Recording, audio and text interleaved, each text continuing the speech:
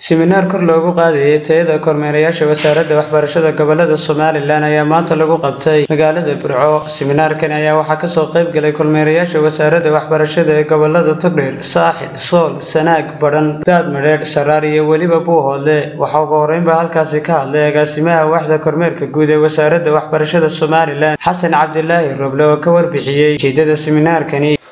Waxbarashada kormeerayaasha gobolada Saaxil, Sanaag, Sool iyo Togdheer, Buuhoodle iyo Wadweyne. Kormeerayaasha ka kala yimid iyadoo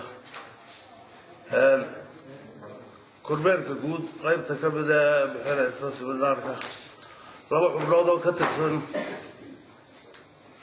agaasinka waaxda dugsiyada sare iyo agaasinka dugsiyada hoose dhexe, 9 gudoomiye gobol. Guud ahaan marka la isku geeyo waxay noqonayaan 55 qof inta imika halkan kaga soo qayb gashay seminaarkan aan ku qabanayna ama aqoon-is-weydaarsigan aan ku qabanayno.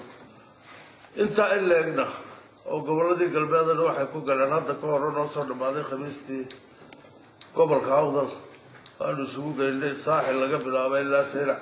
Dhanka kale waxaa iyaguna si isku mid ah uga hadlay gudoomiyaha wasaaradda waxbarashada gobolka Sool, Maxamed Masile, iyo Siciid Cabdi Jaamac oo ku hadlayay afka kormeerayaasha loo qabtay seminaarkani.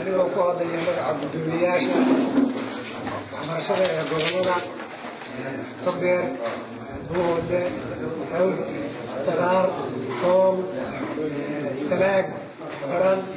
Waxaan aad u soo dhaweynayaa dhammaan kormeerayaasha halkan isugu yimid ee loo qabanayo seminaarkaas oo socon doona 10 maalmood. Bismillaahi Raxmaani Raxiim. Anigoo ku hadlaya afka kormeerayaasha uu kormeerku uga socdo gobolka Togdheer magaalada Burco, waxaan ugu horreyn salaamayaa agaasimaha guud ee kormeerayaasha Xasan Cabdilaahi. waxaan salaamayaa aariyada gobolada ama gudoomiyaasha wasaaradda waxbarashada ee gobolada. Si kastaba ha ahaatee, seminaarkani ayaa noqonaya mid wax badan ka tari doona baahida waxbarasho ee ka jira gobolada bariga Somaliland. Waa Khadar Cabdi Salebaan, shabakadda caalamiga ee Harwanaag News, magaalada Burco.